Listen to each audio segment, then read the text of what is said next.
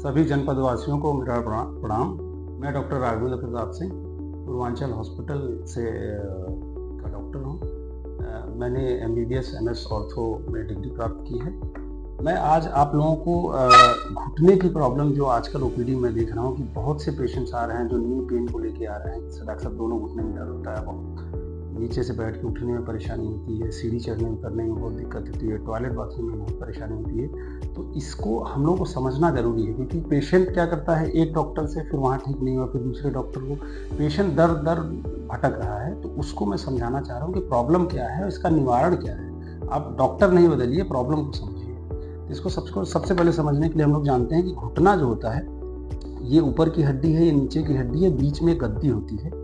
इस गद्दी पर आदमी पूरी जिंदगी चलता है। लेकिन आजकल का जो समय परिवेश है, जो हम लोगों का खान पीन है, इससे घुटने की हड्डी गद्दी सब कमजोर हो रहे हैं और जिस वजह से घुटने की गद्दी में घिसावट हो जाती है। घिसावट की स्टेजिंग होती है कि आदमी किस स्टेज में है, कितनी घिसावट हो रही है। हम लोग एक्सरे के द्वारा ये समझ पाते हैं कि किस स्टेज में प्रॉब्लम है और उस स्टेज के आधार पर ट्रीटमेंट होता है।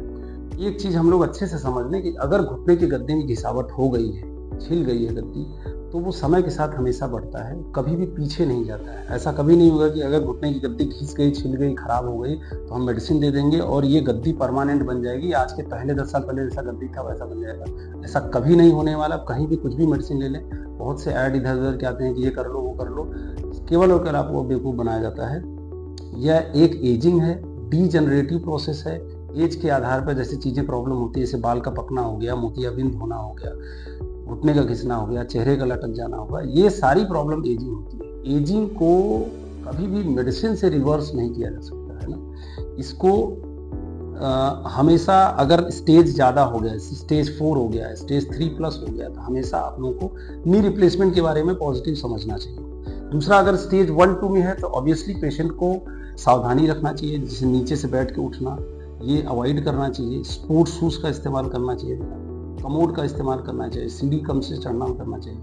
क्योंकि जब भी नी बेंडेड पोजीशन में वेट लेता है, इस पोजीशन में घुटने की गद्दी पर 2.5 से 3 गुने का वजन पड़ता है। घुटने की गद्दी और ज़्यादा घिसती और छिलती है, इसकी लाइफ और घटती चली जाती है। अब हम आप लोगों को नी रिप्लेसमेंट के बारे में बता रहे हैं, क्योंकि अगर permanent solution is only and only knee replacement.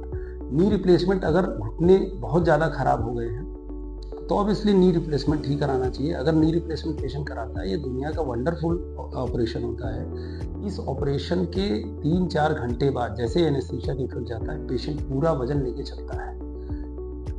20 साल, 15 साल, 20 साल की परेशानी 10 से 12 घंटे में पूरी तरह से खत्म हो जाता है।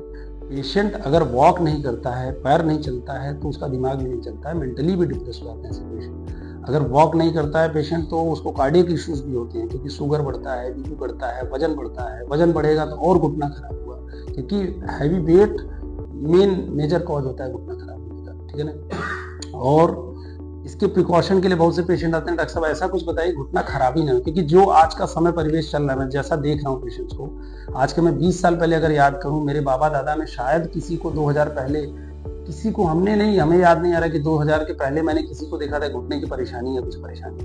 बट अभी 20 साल के बाद मैं देख रहा हूँ ऑलमोस्ट हर घर में पेशेंट को जो 50+ है, कुछ ना कुछ नी से परेशान है। और आने वाले 20 साल में मुझे ऐसा लगता है कि शायद ही कोई आदमी बचे जो 50+ में नी की प्रॉब्लम ना हो। तो कुल मिला जुला के जो हम लोग का खाने पीने का एटीट्यूड है, अर्ली सनलाइट में लेना, वेट का बहुत ज्यादा बढ़ जाना, डाइट सही ना लेना, स्पोर्ट्स शूज का इस्तेमाल ना करना। आजकल हम लोग देख रहे हैं कि आदमी जैसे हर जगह सरफेस हार्ड हो गया है, पहले इतनी नहीं थी, हर जगह सरफेस हार्ड है। आदमी ही ऐसा प्राणी है जो 2 पैर पर चलता है, मतलब उसका वेट भी ओवरऑल पर फुट ज्यादा है।